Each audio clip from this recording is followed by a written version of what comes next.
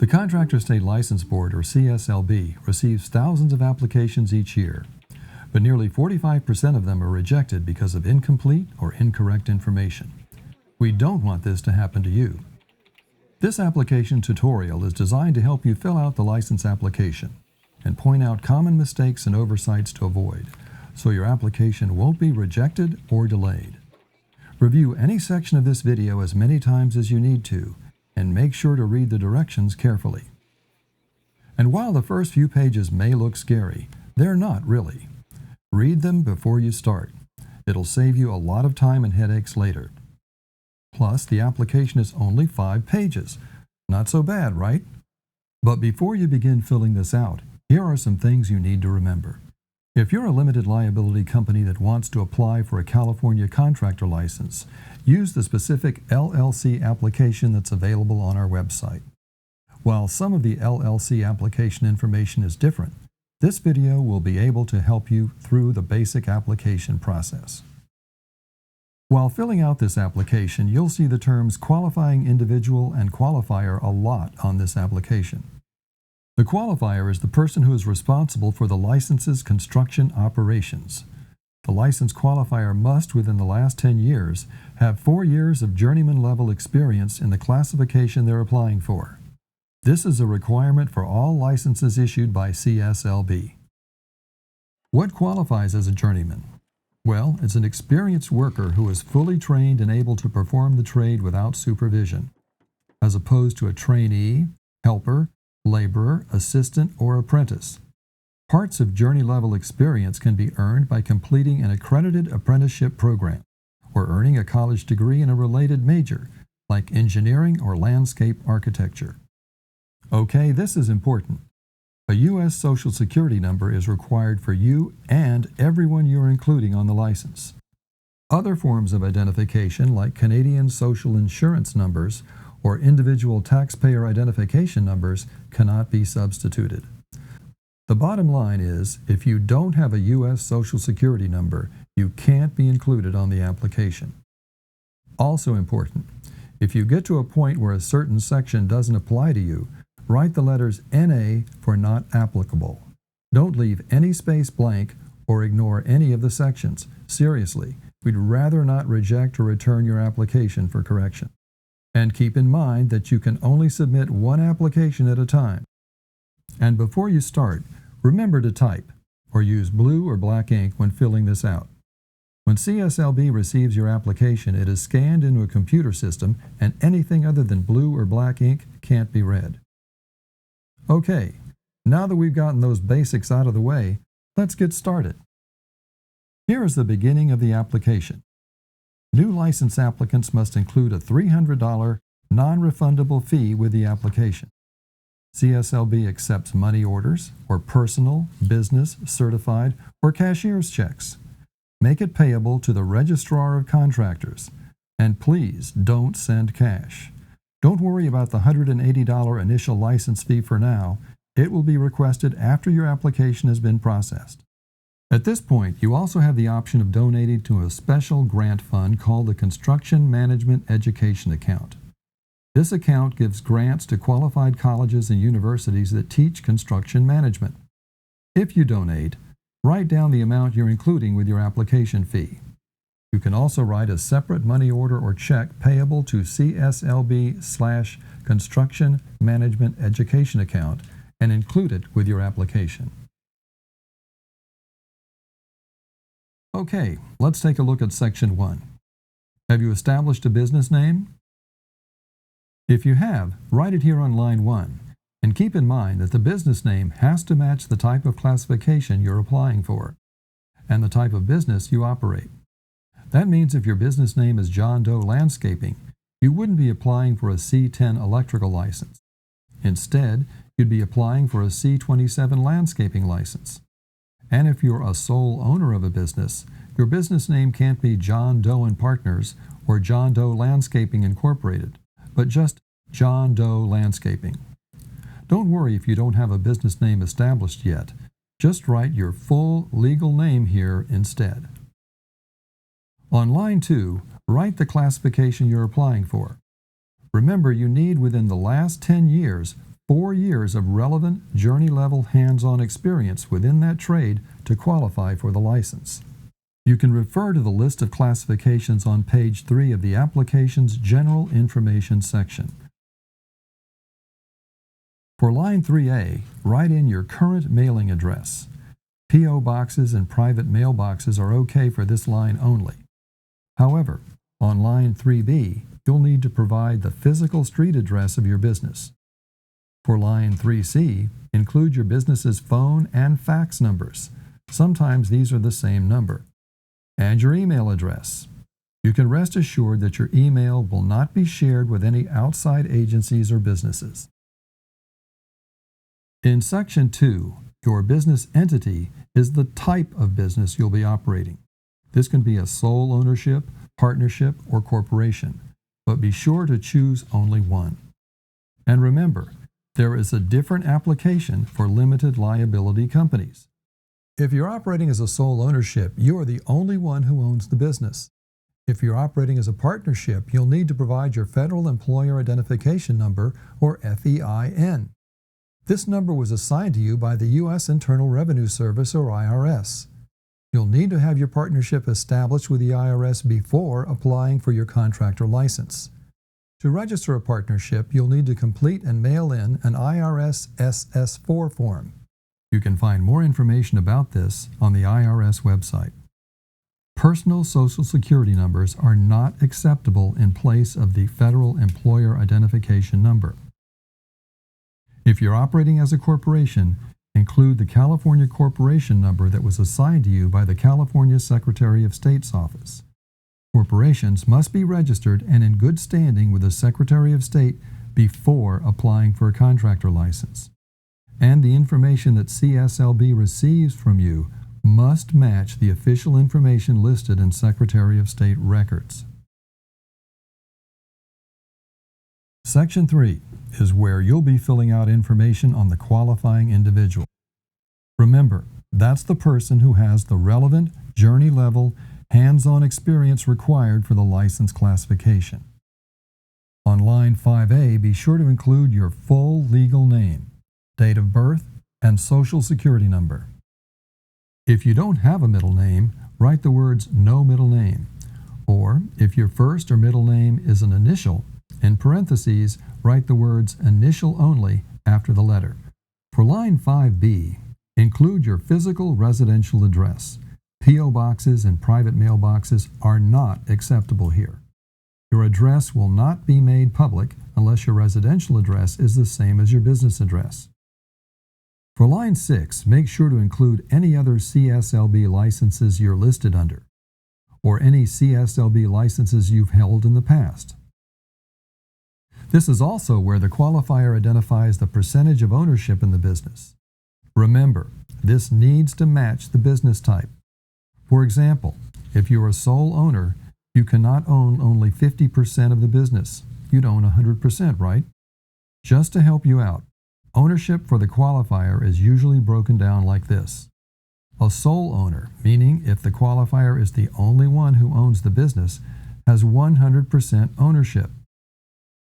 If the qualifier is a responsible managing employee, or RME, with another person acting as the sole owner, the qualifier would own 0%. Partnerships. Ownership between 2 or more people can vary from 1 to 99% per person. So the qualifier can own 1 to 99%, but the ownership of all listed individuals must equal 100%. If the qualifier is an RME, he or she would own 0%, while the other partners own 1 to 99% each. For California domestic corporations, if the qualifier is a responsible managing officer, or RMO, who will hold all titles, president, secretary, and treasurer, which you would specify on line 7, ownership can be from 0 to 100%. If the qualifier of the corporation is an RME with at least one other officer holding the president, secretary, or treasurer position, ownership is 0%. For foreign corporations, if the qualifier is an RMO, they would own 0 to 100% of the business. But if the qualifier is an RME of a foreign corporation with at least one other person acting as president, they would own 0%. If you're a little confused, you can always go back and go over this list as many times as you need to. Line 7 is where you'll let us know where your position is within the business. You can only check one. Owner can only mean sole ownership. A qualifying partner refers only to partnerships. And an RME, responsible managing employee, can qualify for any business type. An RMO, responsible managing officer or corporate officer, refers only to corporations. And you'll need to include your title, which can be president, secretary, treasurer, or simply an officer if you're a California domestic corporation. For foreign corporations, corporations that are either out of state or from other countries, only the name of the president is required. Next, CSLB exams are given in English. If you need the help of a translator, check the box on line 8 to request translator. Remember to date, sign, and print your name at the bottom of the page. You'd be surprised how many people forget to do this. Section 4 is for additional personnel only. That means if you're a sole owner of the business and the license isn't being qualified by an RME, you don't need to worry about completing this section. Just go to Section 5.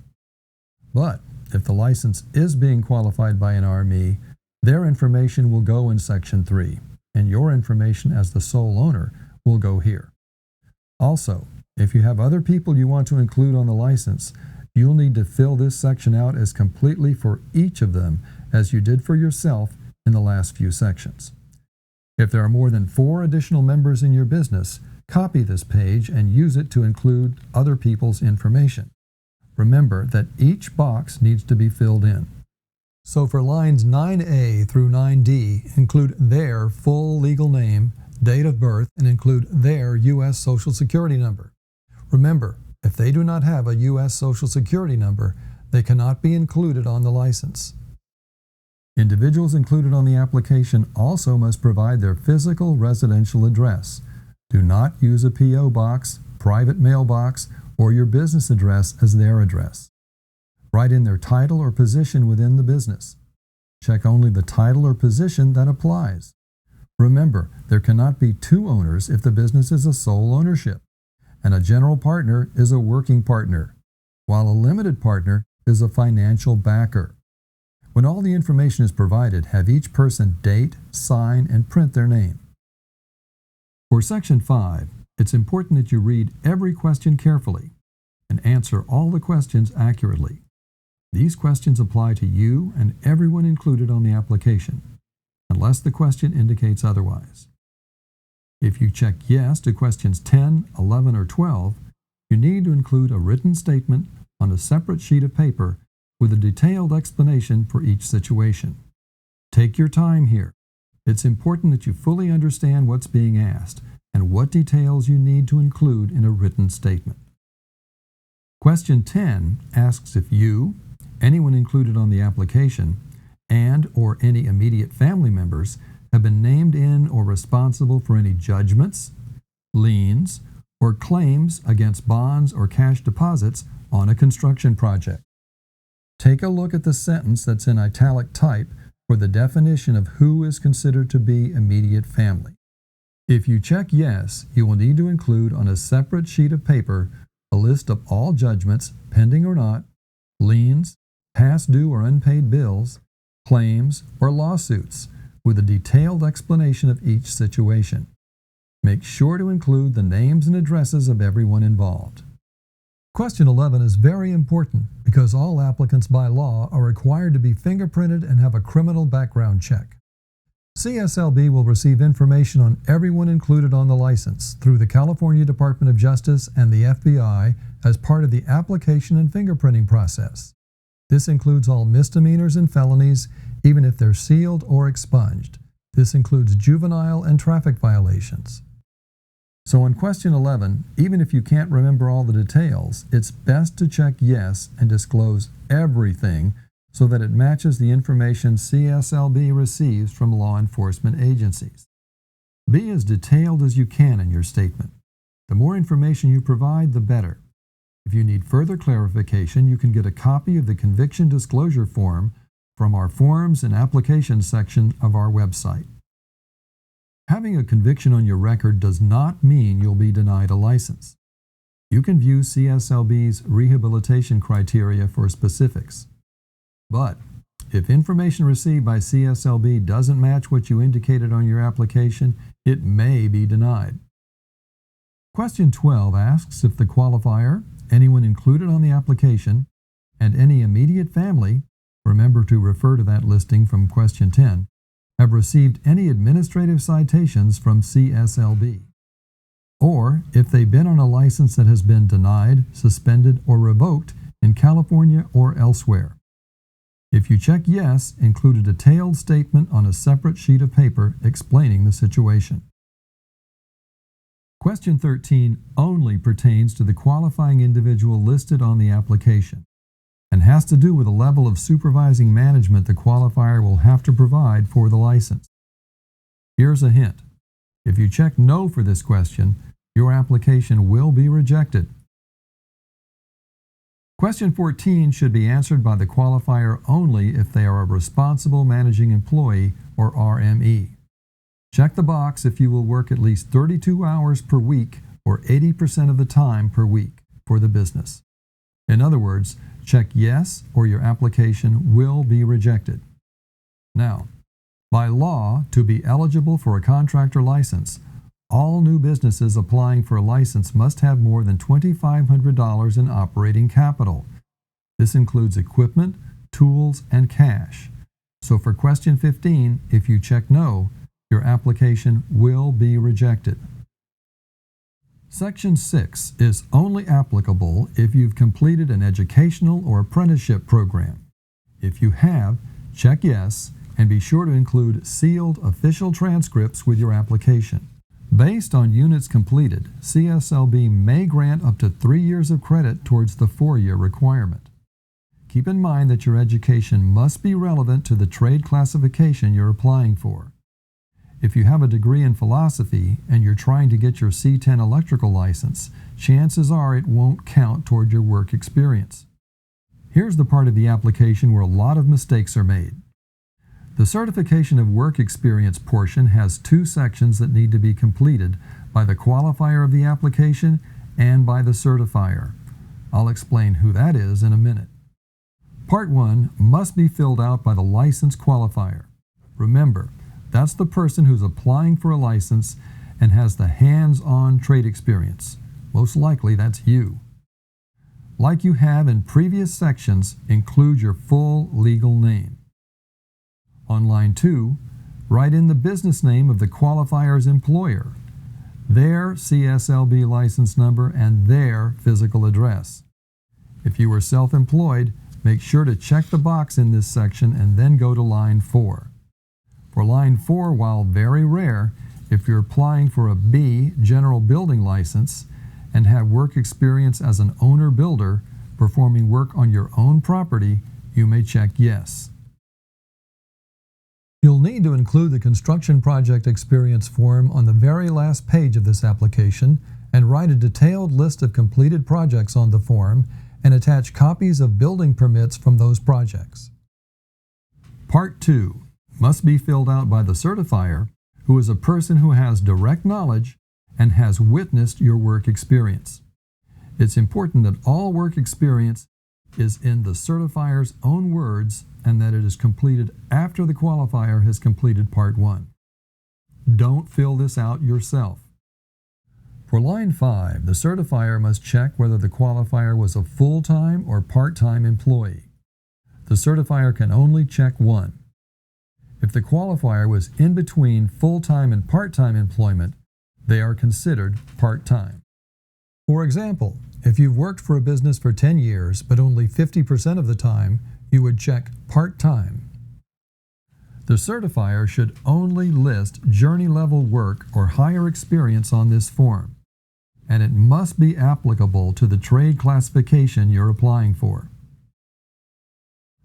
Line 6 requires the certifier to list all specific work duties that were performed or supervised within the classification the qualifier is applying for. Keep in mind that project management, office duties, and/or if the certifier did not witness the work being done, it does not qualify as journeyman level experience. The certifier must also print the qualifier's name on the line identified as Name of Qualifying Individual or Applicant, and check the box for the relationship between the certifier and the qualifier. The certifier must provide their physical address and phone number. If applicable, they can provide a fax number and email address. When all of the necessary information is complete, they should date, sign, and print their name at the bottom of the page. If any information on this page is forged, falsified, or incorrect, your application will be rejected or denied. Finally, the last page of the application. This section is rare for most applicants and is to only be filled out if the qualifier has experience as an owner-builder who is applying for a B General Building License. You would have answered this on the last page on line 4. If you said no, disregard this application page. But if you said yes, fill out the form, write a detailed list of completed projects on the form, and attach copies of the building permits. Go over your application one more time to make sure all areas are filled out and that the requested information is correct and complete. When you're done, mail your application along with your $300 application fee to CSLB at P.O. Box 26,000, Sacramento, California 95826. Once CSLB receives your application, you will be sent an acknowledgement letter that includes your application fee number and personal identification number or PIN. You'll use these numbers to check the status of your application and processing times on the CSLB website. Be careful not to share these numbers with anyone else, since they provide access to your personal information. When your application has been accepted and is considered complete, it will be marked as posted. Once it's posted, only changes to the business name and address can be made. Remember, your business name must match your business type and the license classification. CSLB will then send you a fingerprint package along with an exam date if applicable. We hope that you found this tutorial helpful. Remember, you can watch this video as many times as you need to. At the end of this video, you can click to revisit a specific section if you need clarification. Also, feel free to visit our website at www.cslb.ca.gov or call our Licensing Information Center at 1-800-321-2752, which is open Monday through Friday from 8 a.m. to 5 p.m. Best wishes for a successful career as a California licensed contractor.